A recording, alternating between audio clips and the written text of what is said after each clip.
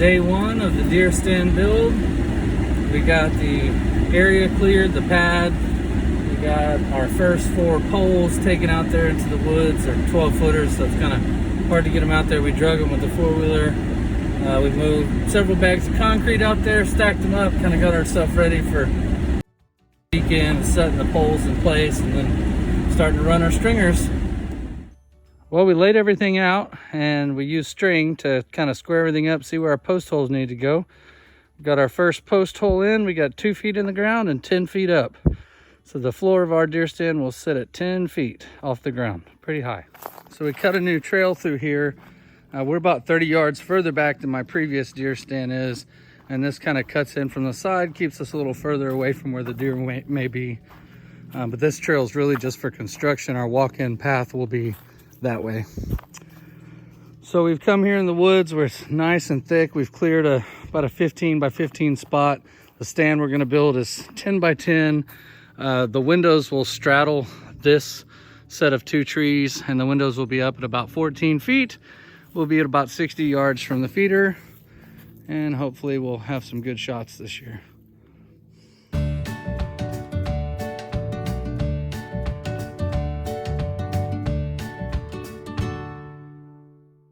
The 4-wheeler kind of looks like a lot of wood. I know it looked on the time lapse like I unloaded it in 5 seconds, but it's a good bit of wood. But this is only enough for the floor, basically. So the first thing we'll do is build our platform, and actually we don't even have the top flooring yet. That plywood is for the subfloor. It's going to be a 2x6 floor, insulated. So got it all unloaded. Now we just got to get it moved to the back. Well, I'm starting to get some of my boards hauled out here. Basically I have to drag them with the 4-wheeler, but that's not a big deal. Try to do some video of it, but it's too hard to drive the 4-wheeler, hold the phone, and I left my little holder down at the coast. So we're starting to get some progress in. Got a post in the ground, got the whole area cleared out. Got some of my tools and stuff out here. I'm gonna see if I can get the other 4 posts set in. Gonna do a little bit of digging on some post holes, get some more posts in, and this weekend we'll be mounting these big boards around the edge for our... So I just filled up my deer feeder and I did a time lapse, which stopped like as soon as I climbed on the ladder. So I did 6 bags of corn and I didn't get to show it to you, which is really disappointing because the next time I have a chance to do that is probably like late October, early November. So that's kind of lame. I didn't catch that time lapse. But I do want to talk about this feeder just a little bit. I bought this feeder 3 years ago at Live and Good Feeds. It's been an awesome feeder. It's a Texas edition by American Hunter. It's got the Sunslinger box on the bottom. It's got the little solar panel. It's had the same 6-volt battery in it since the day I bought it for 3 years. Still feeds every time. Keeps the time well. Awesome feeder. I'm real happy with it. Picked it up at Live and Good Feeds. Y'all go see Jennifer Terrell up there. She'll hook you up. They got feeders, deer corn, you know, anything you need, guns. They got anything you need to get through the hunting season. But yeah, shout out to them because this has been an awesome feeder. Here's the old deer stand. Well, not old, it's only been here for 2 years. You can see it's got a little bit of a lean going on. It's getting moved and the new one's going in, you know, back here in the woods behind it, a little further back from the feeder. So this one, the way I'm gonna move it, I've got 2 options that I've thought of. One is I can cut a leg, put a hinge, cut a leg, put a hinge, then cut these 2 legs and then just lay it over down onto a trailer. So that's one option because it's in the ground and it's not coming out that way. So the other option is I can make it into a sled where I essentially, you know, screw some runners down here and then just cut it off at the ground and then basically sled it over to where it's going to go. I don't know. We'll see. I don't. It's kind of tall to sled through the woods, so I kind of like the idea of cutting it and then laying it over on the trailer. But we'll see how it goes. This one's going to have a new home over on a fence line where we've got tons of bucks on game camera.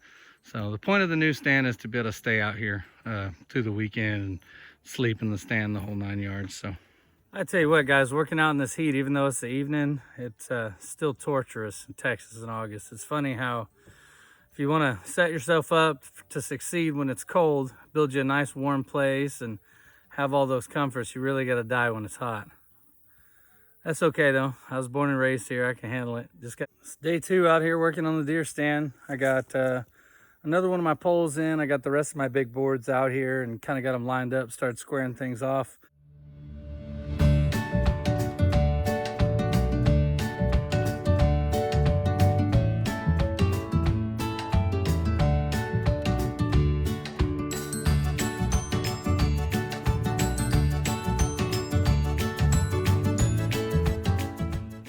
Back out in the woods again. This time it's a Saturday morning. Gosh, it's so much better now than it was in that last video where I was just dying of heat stroke. Hopefully we'll be able to get a lot done today, being as it's a lot cooler. I'm out here, it's early. So we'll see how much we can get done before it gets too hot.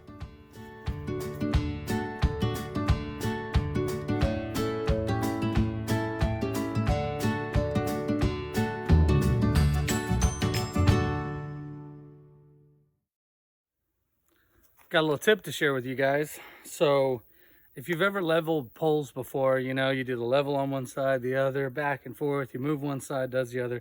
So I found this super handy tool, goes on the side of the pole. You can level it up, but the lesson is not to use one of these because they're cool. The lesson is to keep your area where you're working clean. I just bought this, it wasn't very expensive, and I've had it about a day. I got 2 of my poles in, and because I didn't keep my area clean, I now have 2 pieces that are useless. So yeah, I'm gonna clean up my area so I don't trip or fall or break anything else, and then I'm gonna continue on working. Lesson learned. $4.50 lesson.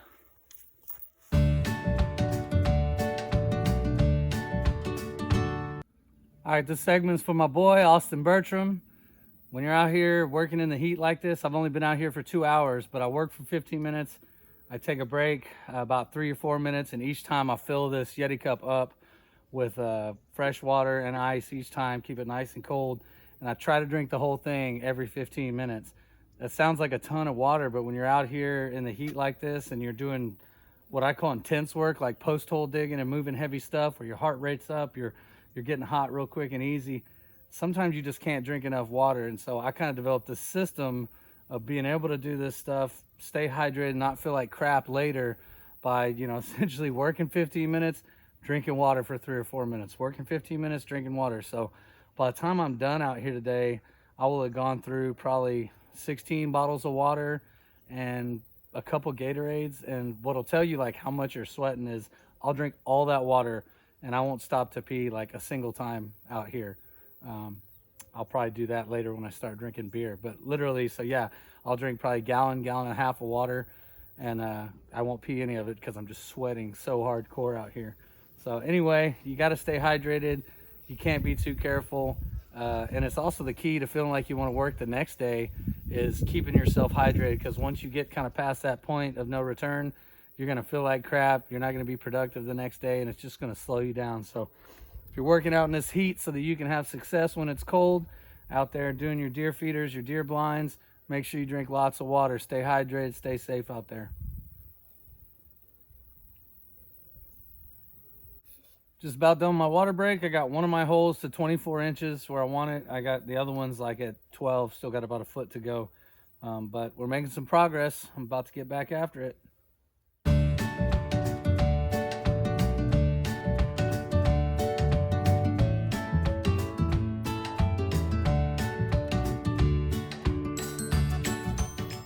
Wow, that last hole went really fast. Putting a little bit of water in the hole before I dug it really helped. So I've got both my last 2 holes set down at 24 inches where I want them. I'm now going to take what'll be my beams up top later. I'm going to put them around the poles at the base and use those to make sure everything's nice and square. I squared the holes up before I dug them, but because I'm using flat 4-sided poles, you want to square the sides of those poles. If you do everything square, plumb, and level, you know, on the ground when you first set your poles, then everything you do up top will be square, plumb, and level. So yeah, I've got everything set up. I'm going to start screwing some boards together. We'll get our last 2 poles in, mix some concrete up, get those in the ground, and then we'll be able to get away from this hard work and start getting to the really fun part, which is building the platform up top so that we can build the building on top of it. Here we go.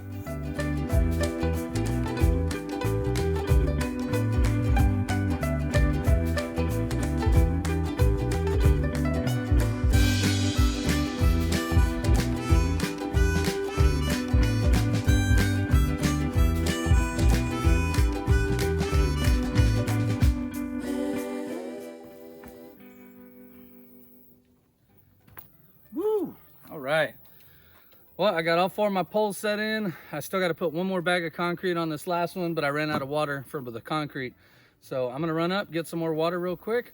I'll come back and then we can start the fun part, which is getting these 2x12x16 beams hung 10 foot up in the air by myself.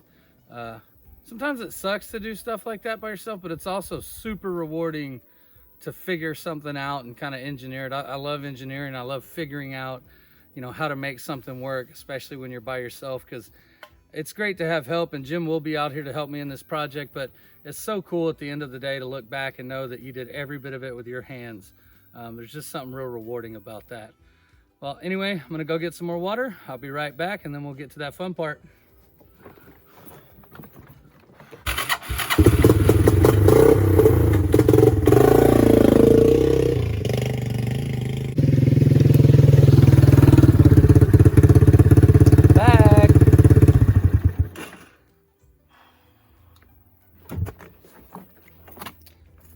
Got my water. I'm gonna do a little bit more concrete on this one and then maybe top the other ones off just so that they have a rounded top so that they don't bowl and water won't sit on them. Posts are finished. I have set myself up here with my ladder and my 2x12x16, and we're gonna see if we can get it up there by ourselves.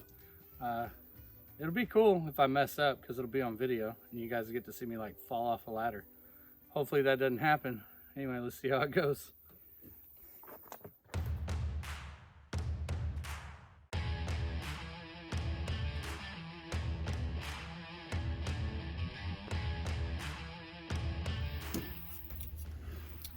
Well, I got it up. That wasn't too bad. Really wasn't too bad at all. Those boards are really heavy. I was expecting it to be a lot more cumbersome, try to fall on me, and it didn't. The level did fall and hit me in the head once, but if that's the only price I got to pay, I'm good with that. So there's a little bit of a grade here. So, you know, my beam is now level, but my poles, you know, one of them's taller above the beam. It'll get trimmed down. So, but yeah, I got the first one up. I'm excited. I got, 3 more to go. We'll level off that first corner that we started on, and we'll get our beams in, and maybe we'll start getting some stringers in. We'll see. So I got myself set up to do my next beam. It's about noon. I'm gonna go ahead and head in and get some lunch and cool off for just a little bit, and then I'll come back out. I'm doing good on hydration. Let me show you guys what I've drank so far this morning. I'll keep it up, and because I'm doing good, I'll be back out this afternoon instead of waiting. I've been out here 3.5 hours, and I have drank 7 bottles of water, a big Gatorade, and 1 Body Armor drink. That's just a little bit short of a gallon.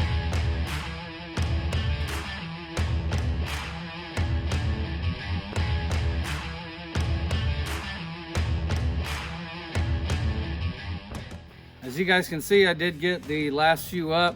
Sorry, my phone stopped recording. It's in the sun where it's at, and it overheated. It's like 105 in the shade. Now I'm gonna go grab some paint, start putting a coat of paint on them.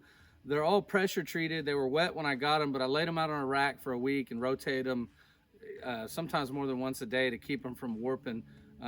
But so now that I've got them up, we're gonna put a good coat of paint on them. I'm getting pretty high on my water count. 1, 2, 3, 4, 5, 6, 7, 8, 9, 10, 11, 12, 13. 13 waters, Body Armor drink, and a Gatorade so far. And I think I probably got another couple hours out here. So I think we'll be probably close to 2 gallons by the time we finish today, which is a lot of water. All right, I'm gonna go get some paint. I will be back.